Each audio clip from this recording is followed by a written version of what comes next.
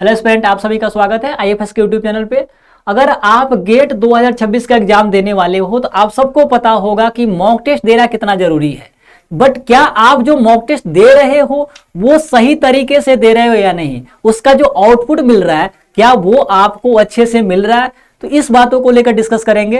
तो सबसे पहले अगर मैं बात करूं तो इसमें हम लोग डिस्कस करने वाले हैं कि मॉक टेस्ट देने की स्ट्रेटजी क्या रहने वाली है। आपका क्या स्ट्रेटजी होगा, कैसे मॉक टेस्ट देना है, उस पहले क्या मॉक टेस्ट देने से पहले क्या करना होगा, मॉक टेस्ट दे रहे हो उस समय क्या करना होगा, मॉक टेस्ट देने के बाद क्या करोगे, वो चीजें हम लोग देखेंगे। तो उसमें सबसे पहला अगर मैं बात करूं कि मॉक टेस्ट स्टार्ट करने से पहले आपको क्या करना होगा, तो सबसे पहला पॉइंट आपका आता है कि रेप्लिकेट एग्जाम कंडीशन। यानी आपको करना क्या होगा, जैसे मान लो मॉक टेस्ट में बैठना है तो आप ऐसा इन्वायरमेंट बनाओ कि वहां पर बिल्कुल ऐसा लगे कि एक्चुअल एग्जाम में ही बैठे हुए हैं। तो एक्चुअल एग्जाम टाइम, जितने टाइम में एग्जाम होता है उतने टाइम का प्रिपरेशन, मॉक टेस्ट में उतने टाइम में ही आपको प्रिपरेशन करना है, मॉक टेस्ट उतने टाइम का ही देना है।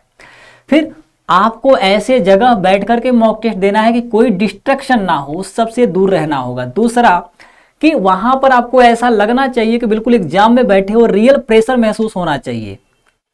ऐसा नहीं लगना चाहिए मैं मॉक टेस्ट दे रहा हूं इजी वे में, ऐसा बिल्कुल भी नहीं। बिल्कुल लगना चाहिए कि हाँ आप एग्जाम में, ओरिजिनल गेट के एग्जाम में बैठे हुए हो। फिर मैं दूसरे पॉइंट की बात करूं तो टेस्ट से पहले, मॉक टेस्ट जो दे रहे हो उससे पहले क्या करना चाहिए आपको, तो बिल्कुल आप जो फॉर्मूले हैं, शॉर्ट नोट्स जो बनाए उनको आप क्विकली रिवीजन कर लो, देख लो। हाँ ये ध्यान रखना है कि मॉक टेस्ट आप जिस टॉपिक का देने वाले हो न्यू टॉपिक पढ़ने की आवश्यकता नहीं है, क्योंकि न्यू टॉपिक आपका बिल्कुल जो है आपका मोटिवेशन है उसको गायब करके वो डिमोटिवेट कर देगा अगर क्वेश्चन में समस्या आएगी। तो इसलिए आपको न्यू टॉपिक स्किप कर देना है। उस टाइम पे जो भी आपको जानकारी है उतने को ही देख लेना है, उसके कॉन्सेप्ट को आपको रिवाइज कर लेना है। ये आपको मॉक टेस्ट से पहले की बात। फिर बात आती है लास्ट कि मॉक टेस्ट की जो स्ट्रेटजी है उसको लॉक कैसे करना है। तो उसको लॉक करने के लिए एक अप्रोच आपको रखना होगा। क्या, सबसे पहले इजी फिर टफ की तरफ, फिर बाद में जो टफ क्वेश्चंस को आप स्किप किए रहोगे उसको रिव्यू कर लेंगे, वो बात हमारी बात की रहेगी। मतलब इस प्रकार के आप स्ट्रेटजी बना सकते हो, लॉक कर सकते हो। ये तो हुई हमारे पास कि अगर मॉक टेस्ट हो दोगे तो उससे पहले क्या क्या करना होगा। नेक्स्ट, अगर मॉक टेस्ट दोगे तो उस दौरान आपको क्या करना रहेगा, वो एग्जीक्यूट कैसे करना है। तो उसमें मैं सबसे पहले पॉइंट की बात करूं तो टेस्ट के दौरान आपको सबसे पहले जो इजी टॉपिक्स है, इजी क्वेश्चन है, उसको चूज करना है। यानी आपको देखते ही क्वेश्चन का आंसर पता चल जाए, मतलब उसको सॉल्व कर पाओ, तुरंत आंसर आ जाए, उनको पहले टच करना है। क्वेश्चन आप देखो, देखने में एक भी टर्म ऐसा मिला जिसको आपने कभी नहीं पढ़ा या नहीं देखा, स्किप कर दो उस क्वेश्चन को, मार्क रिव्यू कर सकते हो। दूसरा पॉइंट क्या कर सकते हैं, उसको मार्क फॉर रिव्यू कर सकते हैं। उसमें एक टर्म ऐसा आ गया जिसको आप नहीं जानते हो, बाद में देख लेंगे टाइम बचेगा तो ये हमको पहला पॉइंट और दूसरा पॉइंट ध्यान रखना है। फिर लास्ट पॉइंट क्या कि जो हम ऐसे मूव करेंगे क्विकली, जैसे इजी क्वेश्चंस को देखते हुए क्विकली मूव करेंगे और जो थोड़ा सा लगेगा कि हम इसको कर सकते हैं उसको मार्क फॉर रिव्यू कर लेंगे, ऐसे क्विकली मूव करेंगे। फिर जो लास्ट हमारे पास रहेगा उसमें क्या करेंगे, वापस टाइम तो रहेगा अगर हम ऐसे क्विकली करेंगे तो मार्क फॉर जो रिव्यूज के क्वेश्चन है फिर उन पर हम आएंगे। तो बिल्कुल ऐसा अगर करोगे तो अधिक से अधिक क्वेश्चन भी अटेम्प्ट कर पाओगे, एक्यूरेसी भी अच्छी रहेगी, स्पीड भी अच्छा हो जाएगा। फिर मॉक टेस्ट देने के बाद फिर क्या करना होगा, ये तो मान लीजिए आपने मॉक टेस्ट दिया, फिर इसके बाद क्या करोगे आप, इसके बाद आपका जो प्लान होना चाहिए वो क्या होना चाहिए कि आपने जो मॉक टेस्ट दिया उसका एनालिसिस बहुत जरूरी है कि आपने जो दिया उसमें जो रिजल्ट निकला, आपने कितना किया, क्या गलतियां करी, उसका एनालिसिस सबसे जरूरी है। तो उसमें सबसे पहला अपने मिस्टेक्स को एनालाइज करो कि क्या क्या गलतियां हुई है। दूसरा, जो भी गलतियां हुई है, एरर्स हैं, उन एरर लॉग को आप पॉइंट आउट करो, नोट करो। फिर क्या करना है, जो भी पॉइंट आउट करके जो एरर लॉग्स है उनको रिमूव करो, अपना जो प्रोग्रेस है उसको ट्रैक करो। जैसे ऐसे आप लगातार टेस्ट दोगे और उसको एनालाइज करोगे तो अपना जो प्रोग्रेस है उसको आप देख सकते हो, ट्रैक कर सकते हो कि कितना रोजाना प्रोग्रेस हो रहा है, एक्यूरेसी कितनी आ रही है, कितने मार्क्स आप गेन कर पा रहे हो। फिर आता है ऐसी प्रैक्टिस, अगर आप फोकस होकर के लगातार 2 से 3 दिन करोगे तो आप इस फॉर्मेट में खुद ही ढल जाओगे, क्वेश्चंस हमेशा करने लगोगे।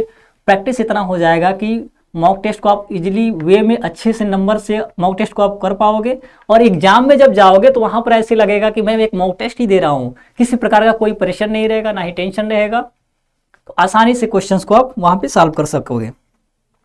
तो सिंपली देख पा रहे हो कि every mistake is a data. अगर आप जितनी गलतियां करोगे मॉक टेस्ट में तो वो आपको एक अलग अप्रोच देगा, यानी आपने जो गलतियां कर दी अब आप दूसरी बार उस क्वेश्चन को करते में वो गलती कभी नहीं दोहराओगे, उस टाइप का क्वेश्चन अगर आता है तो इसलिए बोलते हैं कि every mistake is a data and every mock test reveals gap.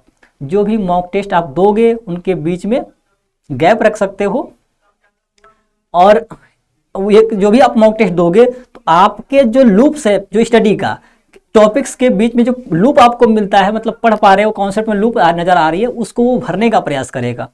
और साथ में जब यहाँ से आप देखोगे लगातार तो आप में जो इंक्रीज होगा नॉलेज का, एग्जाम का जो क्वेश्चन है उसको सॉल्व करने में जितनी आसानी हो जाएगी वो आपको लास्ट में जरूर देखने को मिलेगा।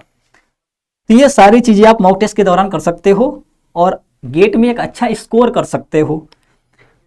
साथ में आईएफएस बिल्कुल आपके साथ भी है कि अगर आप प्रिपरेशन कर रहे हो तो आईएफएस ने बिल्कुल मिनिमम प्राइस में आप सबके लिए एक जो जीजे सेट है, सेट के एग्जाम के लिए इसने टेस्ट जारी किया है, बिल्कुल 99 रुपीज में मिनिमम प्राइस में रखा गया है। तो आप इनरोल करके इस क्वेश्चन को प्रैक्टिस कर सकते हो। साथ में आईएफएस ने है जो भी गेट के एस्पिरेंट या सेट के उनके लिए रिकॉर्डेड कोर्स लॉन्च किया है और आपको इस पे 40% ऑफ मिल रहा है। इसके लिए आप IFS 40 कूपन कोड यूज कर सकते हो।